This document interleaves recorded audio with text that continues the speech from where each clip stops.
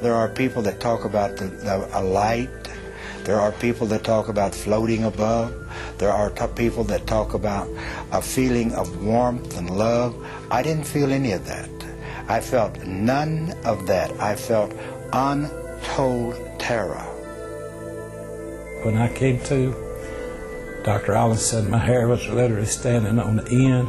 It was an incredible experience to see that there is life beyond life.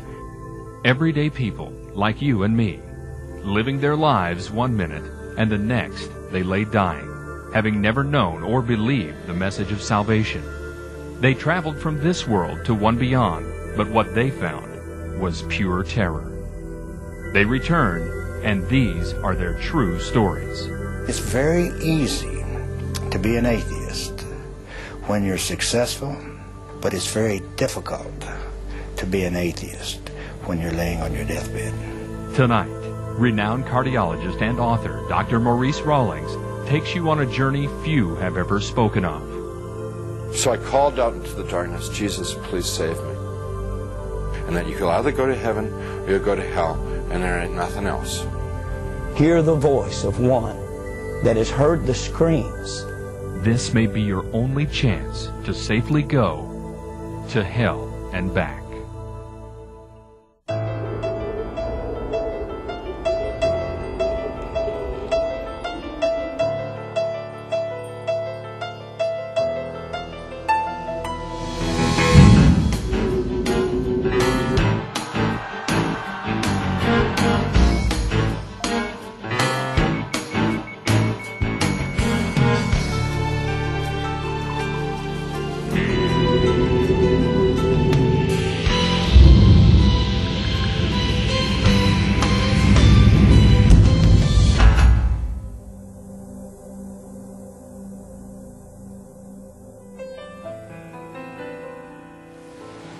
This is an experiment on life after death.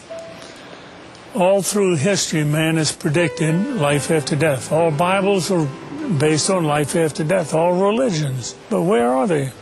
Who's come back to show us there's life after death? But now, through modern resuscitation methods, bringing the heart back, bringing breathing back, you and I can now bring a whole population of people back to talk to us about what's on the other side of death. See what you believe in some of these cases that we're going to present. The good ones are a dime a dozen because people love to tell about this wonderful experience after I died and I came back. The hell experiences are embarrassing. It's an F on the report card, a slap in the face. But we have some cases we're going to present tonight that tell you about their own hell experiences so that you won't go where they went. Now, what all this is based upon is teaching you, which we will later in the program, how to restart the heart, restart breathing on someone who has recently clinically died. Notice that death is reversible.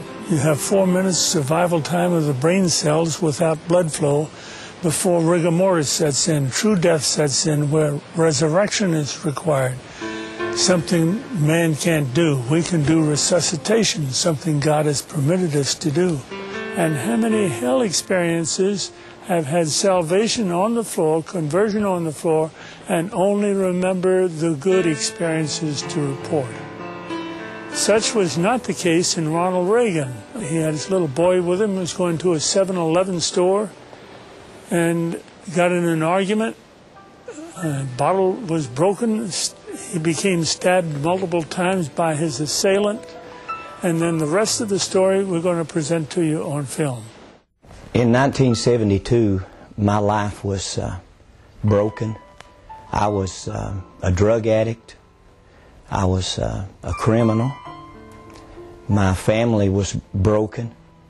My wife had filed for divorce a couple of times.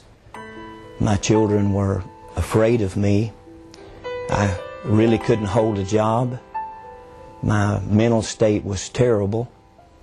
And it was in that frame of life that I took my 6-year-old son one night and went down to a little market going inside to purchase some things.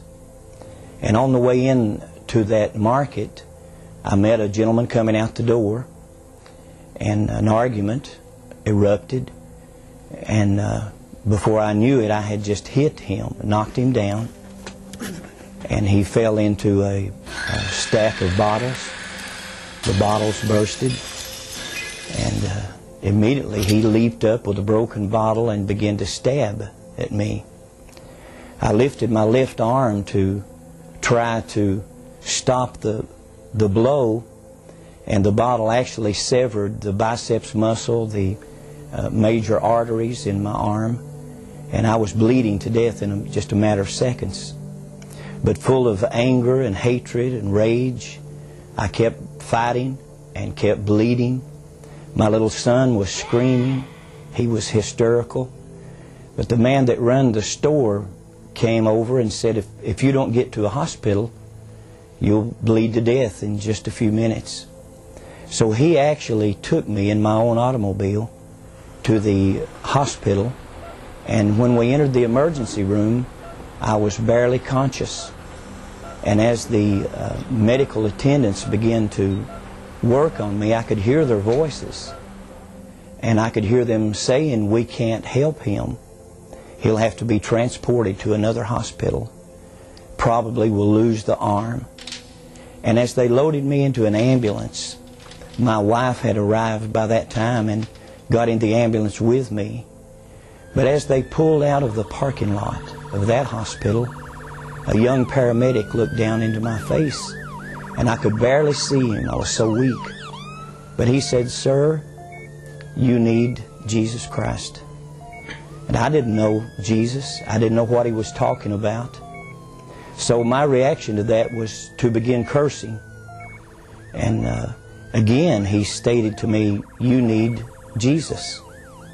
And as he was talking to me, it appeared like the ambulance literally exploded in flames. I thought it had actually blown up. It filled with smoke, and immediately I was moving through that smoke as if through a tunnel. And after some period of time, coming out of the smoke and out of the darkness, I began to hear the voices of a multitude of people screaming and groaning and crying.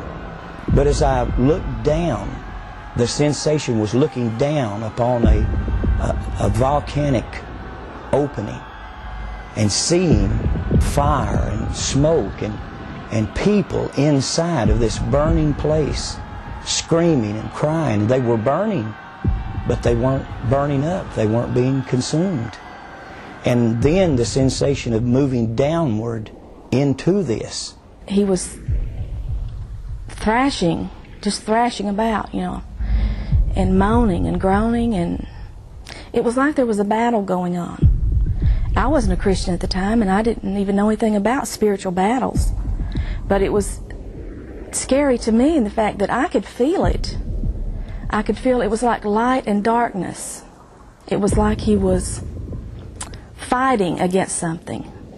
And I didn't know what, but now I know, you know, he was seeing the vision of hell.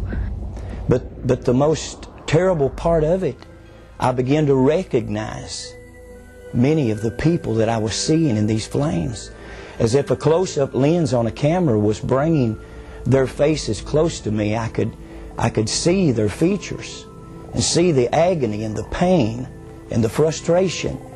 And a number of them began to call my name and said, "Ronnie, don't come to this place. There's no way out. There's no escape. If you come here, there's no way out." And I looked into the faces of one that had died in a robbery attempt, who had been shot to death and bled to death on the sidewalk.